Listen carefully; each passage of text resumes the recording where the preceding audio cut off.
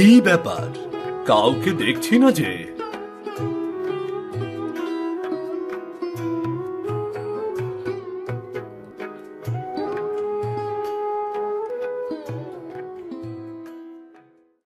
কি হলো লতা, এমন মুখ ভার করে বসে আছো কেন?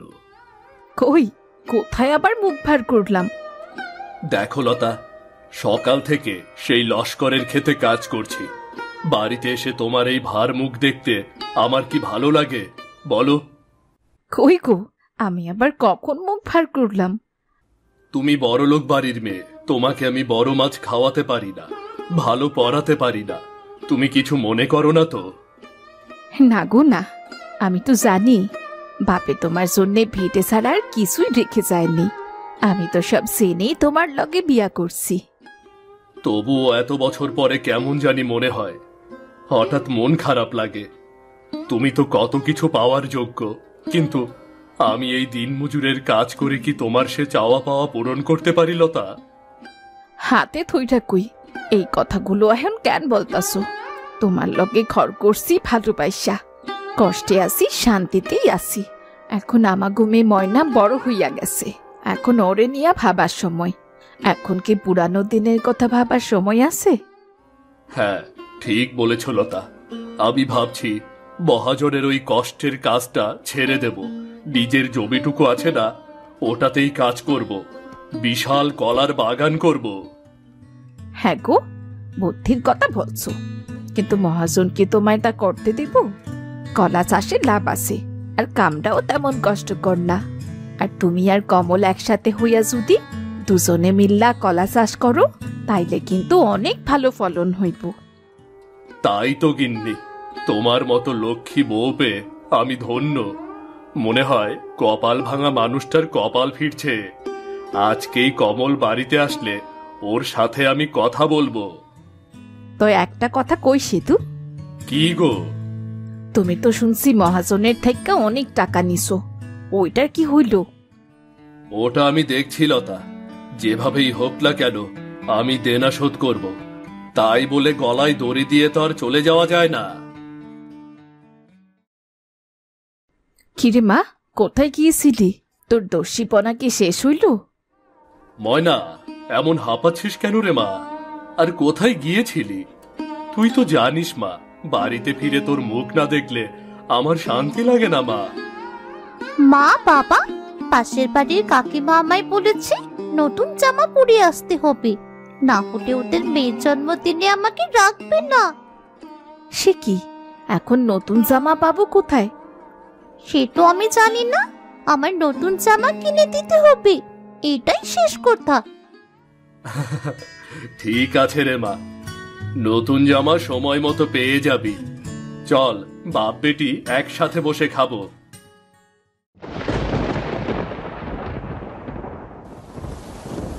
আরে বাড়িতে পৌঁছাতে পারলাম না, কি ঝুম বৃষ্টি পড়ছে রে।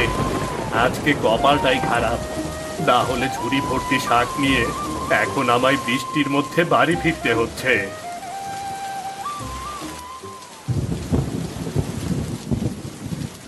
দাদা, ও দাদা, ময়না কান্নাকাটি করছে কেন? দেখো না কমল, তোমার সোহাগী মেয়েটার নাকি নতুন জামা চাই। এমন করে কেন বলো বৌদি? একটা জামাই তো চেয়েছে, ও তো ছোট মানুষ। আরে তুই তুই এমন বৃষ্টিতে ভিজলি কেন? আচ্ছা তাই তো দেখছি, তুই তো সব পেরিয়ে এনেছিস, আজ কি বাজার তেমন লাগেনি রে? না বৌদি, আকাশে মেঘ করা দেখে সব ক্রেতা চলে গেছে, কি আর করব, বাধ্য হয়েই শাকগুলো নিয়ে চলে আসতে হলো। তাড়াতাড়ি ওই শাক রাখ, ভেজা কাপড় ছেড়ে আয়, আর গরম গরম কচু শাক দিয়ে ভাত খাবি না? না বৌদি, এখন খাবার সময় নেই। দাদাকে ডাকো, বলো তাড়াতাড়ি বের হতে। ওই যে লস্করের কলার বাগানে পানি উঠছে, তাড়াতাড়ি গিয়ে সেটা ছাড়িয়ে দিতে হবে।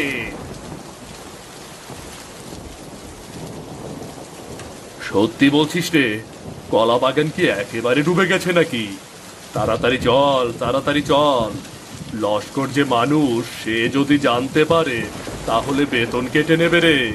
এই কোদাল নিয়ে চল, কোদাল নিয়ে চল।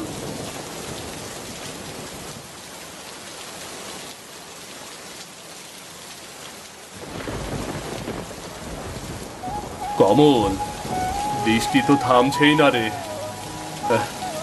এবার যদি এভাবে বৃষ্টি হতেই থাকে তাহলে তো গ্রাম একেবারে ডুবে যাবে। ওই জন্যই ভাবলাম লস্করের কলা বাগানে গিয়ে একটু দেখি গাছের গোড়ায় পানি সরাতে হবে নাকি। আরে কই রে শাহজাদি, আমার সকালের ভাত কি দুপুরে দিবি নাকি?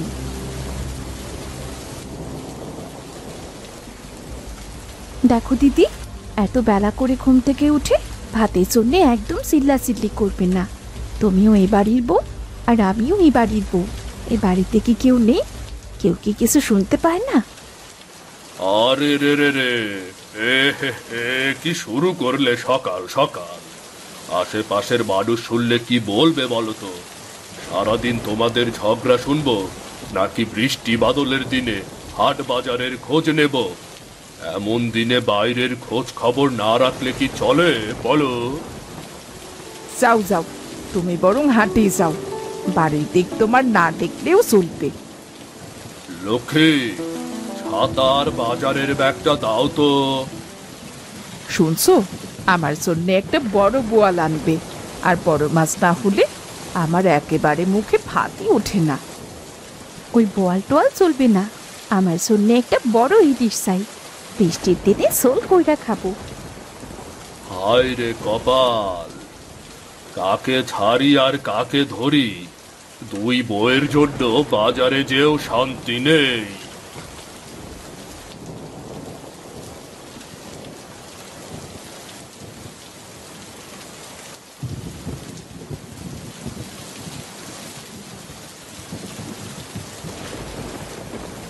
কর্তাবাবু, কর্তাবাবু, আপনার দিকেই যাচ্ছিলাম। আরে কমল, কি খবর? জমিতে কি জল উঠে গেছে নাকি? তাই তো দেখতে যাচ্ছি, ভাবলাম আগে আপনার সাথে দেখা করি। তোরা ছাড়া দেখবে কে বলতো? তোরা দুজন আছিস বলেই তো আমরা নিশ্চিন্ত। সিধু, কমল, আমার বাড়িতে এখন চুলছেরা হিসাব চলছে। দুই বউ মিলে মাথা খারাপ করে ছেড়ে দিচ্ছে রে। আগে বাজারে গিয়ে মাছ কিনি, না হলে রাতের খাবার নাও জুটতে পারে। তোরা তাহলে মাঠের দিকটা সামলা, কেমন? ঠিক আছে কর্তাবাবু, আপনি যেমন বলবেন তেমনই হবে। যাও যাও যাও, মাঠে যাও, কলার বাগানে পানি বেঁধেছে কিনা সেটা দেখে এসো। যাও যাও। ঠিক আছে কর্তা।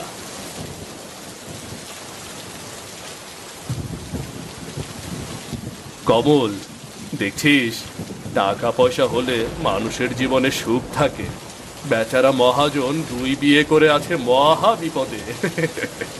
সকালবেলা বড় বউটা তো বিকালবেলা ছোট বউ, দুজনেই টানাটানি করে। মহাজনের অবস্থা একেবারে খারাপ রে।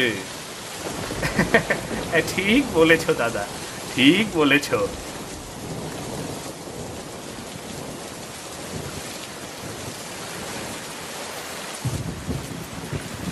দেখো দাদা, এই হাঁটু পানি হয়েছে কিছু কিছু জায়গায়। এই পানিগুলো না বের করলে তো হবে না, এই পানিগুলো তো বের করতে হবে। না রে কমল, বৃষ্টি যদি এভাবে সারা রাত হয় তবে খুব বেশি না, আগামীকালই এই মাঠটা ডুবে যাবে রে। দাদা, তবেই তো বিপদ। ওই গাছের গোড়ায় কিছু নড়ছে না তো?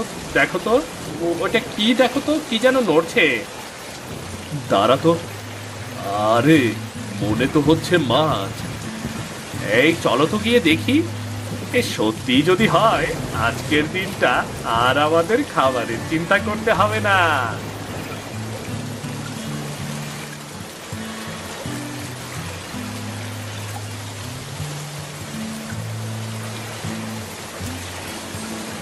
ও মা, ধরেছি রে কমল, ধরেছি একটা বড় শোল মাছ রে কমল। এ কেমন করে লাফায়, লাফালাফি করে আর কোনো কাজ নেই। আজকে বাড়িতে গিয়ে সোজা গিন্নির পাতিলে রান্না হবে তুমি।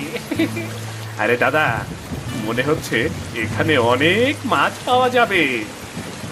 হ্যাঁ, কিন্তু তাই বলে আজ না, এমনিতেই ভাবছি কেউ দেখে ফেললে ঝামেলা হবে।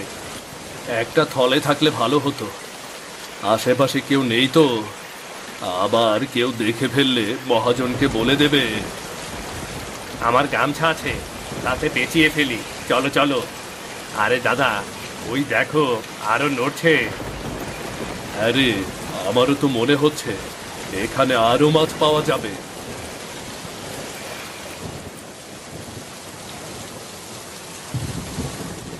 দাদা, কি ভাবছো বলো তো? মানে?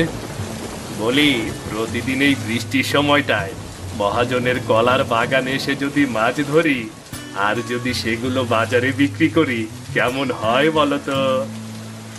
তাহলে তো বর্ষার দিনে বেশ ভালো হয় রে, খুব ভালোভাবেই কেটে যাবে এই বর্ষারে ভাই। ঠিক বলছো দাদা, মাছ তেমন খাটুনি ছাড়াই ধরতে পারছি গো দাদা।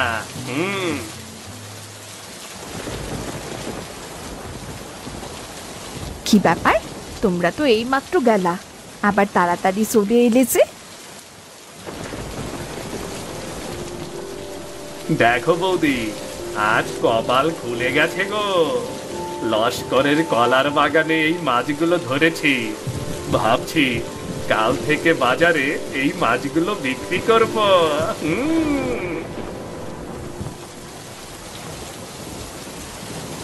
ও বাবা, এত বড় মাছ! এত বড় মাছ কোথায় পেয়েছো? ময়না, তুই ছোট মানুষ, ঘরে যাও, এসবের ভেতর এসো না, আর তোমাকে মাছ ভাজে দিয়ে ভাত খাওয়াবো। হ্যাঁ, সবই ঠিক আছে, কিন্তু যদি ওই লস্কর জেনে ফেলে তাহলে তো আর রক্ষে নেই রে, সোজা মহাজনের কান পর্যন্ত পৌঁছে দেবে। আরে বৌদি, লস্কর এত খেয়াল রাখে নাকি? উনি তো সারাদিন দুই বউ সামলাতেই ব্যস্ত থাকে। ঠিক বলেছিস, আমাদের কপালে ভালো কিছু থাকলে সেটা তো হবেই নাকি? যাই হোক, ছোট, এখন খাইতে দিমু, বৃষ্টিতে ভিজছো, শরীর খারাপ করবো তো। ঠিক আছে বৌদি, চলো দাদা, তাড়াতাড়ি চলো।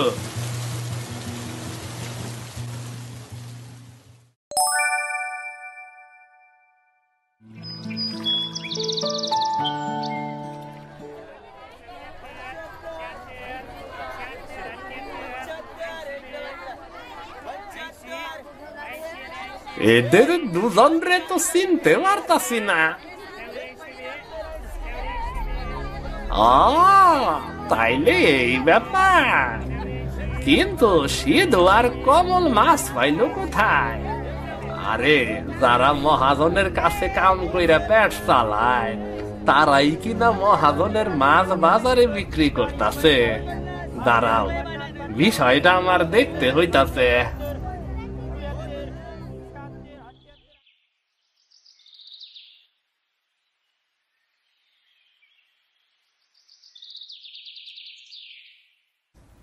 বৌদি, সিধু কমল কোথায় গেছে গা?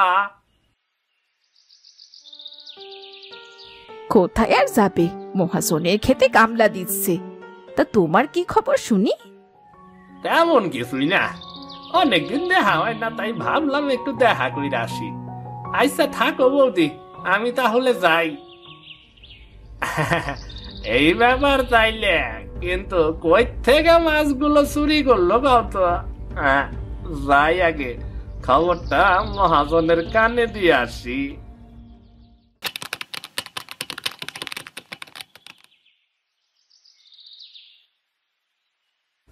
মহাজন সাহেব, আপনি এইখানে, আর ওইদিকে বুঝলেন না কত কাণ্ড হইয়া যাইতাছে।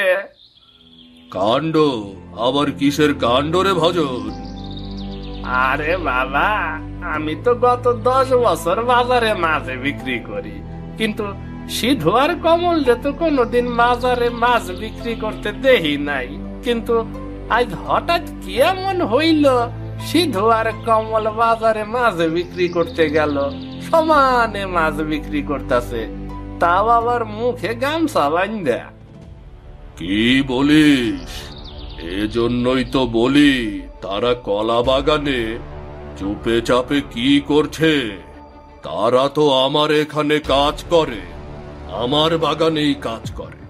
মাছ যদি পাওয়া যায় তাহলে তো ওরা আমার কাছে নিয়ে আসবে নাকি? এই তো বুঝলেন, গোপনে আপনারই কলা বাগান থেকে মাছ ধরছে, আর সেইগুলান বাজারে বিক্রি কইরা মোটা টাকা কামাইতাছে। আমি যদি ওদের ধরতে পারি তাহলে খবর আছে, একেবারে নাক কেটে দেব।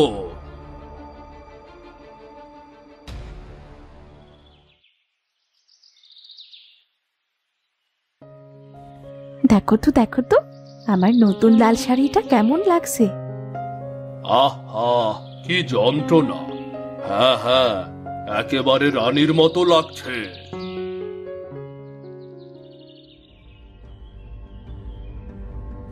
বুড়ো কালে তোমার ভীমরতি হয়েছে দেখছি। আমার জন্য এনেছো সাদা পাড়ের কালো শাড়ি, আর ছোটুর জন্য এনেছো লাল শাড়ি। এই তো আবার তোরা শুরু করলি, শান্তিতে বসাও যায় না তোদের জন্য।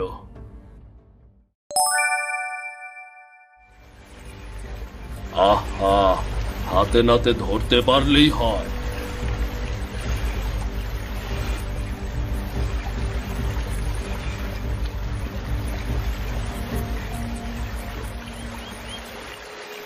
হায় রে, কেউ আছো? বাঁচাও আমাকে, বাঁচাও!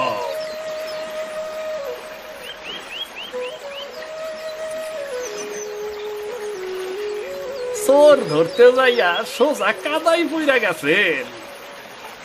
পালিয়ে যাবে কোথায়?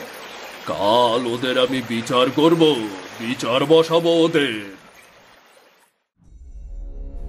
মহাজন, গতকাল এই সিধু আর কমল রে আমি দেখছি আপনার কলা বাগান থেকে মাছ চুরি করতে। এখন গ্রামের লোকেরা এখন বিচার করুক। মহাজন, আমরা চুরি করিনি, আমরা তো মাছ ধরেছি। হ্যাঁ মহাজন, এই মাছ তো বন্যার পানিতে এসেছে, এটা তো আপনি আমাদের দিয়ে রাখেননি, তাই না? কি বলিস? তোরা আমার কামলা? তোদের এত বড় সাহস দেখি! বাবারে বাবা! মহাজন, আমরা তো শুধু নিজের পেট চালাচ্ছি, আমাদের মতো গরিবদের জন্য তো সুযোগ নেই এই বাজার কিনে খাওয়ার জন্য। তাহলে আমরা খাবো কি? ঠিকই কইছে কমল, আমরাও তো মাছ খাইতে পারি না। বন্যার পানিতে মাছ ধরা তো অপরাধ না। হা হা, বন্যার মাছ তো সবারই, কারো তো ব্যক্তিগত না। কত বছর দুটো মাছের মুখ চোখে দেখি না, বন্যা হলে দুটো মাছ খেয়ে আমরা বাঁচি। ঠিক কইছে কমল, ঠিক কইছে, মাছ তো বন্যার পানির। কমল ঠিক কইছে, ঠিক কইছে, মাছ তো বন্যার পানির সব। ওরে, আজ তোদের ছেড়ে দিলাম, কিন্তু এরপর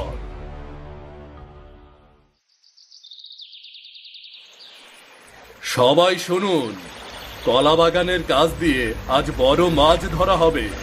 সবাই যার ইচ্ছা মতো মাছ ধরবে। কেউ যদি বাধা দিতে আসে তাহলে তার হাত আমরা ভেঙে দেব। আহা, আজ অনেক মাছ ধরা হইব মনে হয়। কমলের সাহসী মাইয়াগুলো লাইগাই আমরা আজ মাছ ধরতে পারতাছি।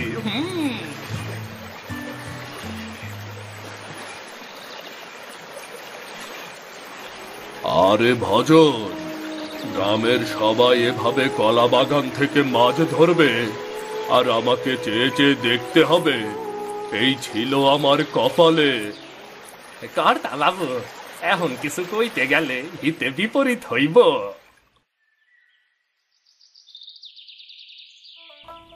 মা, আজ আবার মাছ ভাজা হবে? হ্যাঁ রে মা, হ্যাঁ, আজ তোর বাবা বড় মাছ ধরবে, আর সেই মাছ সর্ষে দিয়ে রান্না করব। তাহলে তো খুব মজা হবে মা।